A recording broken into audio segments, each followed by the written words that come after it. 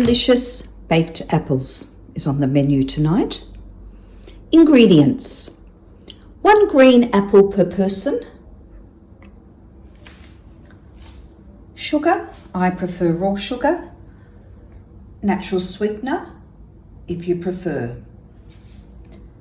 For stuffing the apple, you can use sultanas.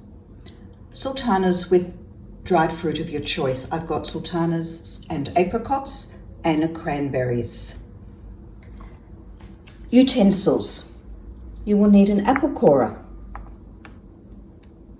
a vegetable peeler, and we only peel just around the top bit of the apple there. We leave the skin on the rest of the apple.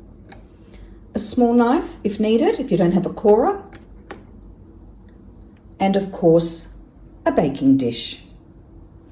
For serving, preferably cream always goes well, but you can use vanilla ice cream or vanilla custard, all equally delicious, or simply just leave the apple as it is. I have a bowl because I like to mix the sultanas and the apricots and the crannies all together before I stuff them into the apples. Apples are ready for stuffing. They've been cored. Now, you will find that you may have a rather large hole at the bottom of your apples, and that may cause your stuffing to come out, but once they're in the baking dish, they create a beautiful syrup that you can pour over at the end. Now, I will squeeze a little bit of lemon over the apples just to keep them from going brown while I'm mucking around organising the stuffing, and I may not put them into the oven straight away. Sometimes I keep them in the fridge if I pre-prepare these for a dessert. So I'm just going to squeeze a bit of lemon, and it gives a nice tartness to the apples once they're cooked.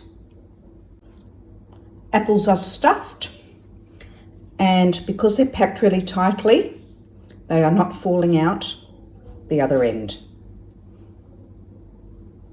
Now, I've also got some cinnamon as well that I'm going to just give a sprinkle on top too after I put the sugar on, or the sweetener, whatever you choose. And then the bottom of the pan, I'm going to put some bit of water, and that'll serve as a syrup when the apples cook, and together with the cinnamon and some of the sugar or sweetener creates a really beautiful syrup. And I'm also going to add in the rest of the unused sultanas as well, and the dried fruits.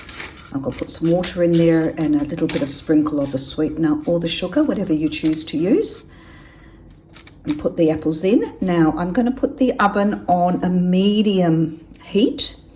I'm not going to give you temperatures because we use Celsius, and I don't know who has gas and who has electric ovens. It does make a difference. So about a medium heat for about, I'd say start at about half an hour. Give them a poke with a skewer. You want the apples to be soft, but not so soft that they're falling in on themselves. So when you start to see the apples collapsing, it's time to take them out. They're a little bit possibly overdone, but they'll still be delicious nonetheless. Putting 30 minutes on the timer just to keep an eye on it. I might do a little few minutes before then, about 25, just to come and have a check. If I need a few more minutes, or I might turn the heat up, I'll play it by ear. See you when the apple's done. Apples are out of the oven, possibly a little bit soft. They could have done 5 minutes less. As you can see, they're sort of starting to lose their shape, but they'll be delicious nonetheless. We're going to have cream on them later this evening. I'll just keep them sitting in the warm oven until we're ready to eat, but if you do them, they will be beautiful. Enjoy.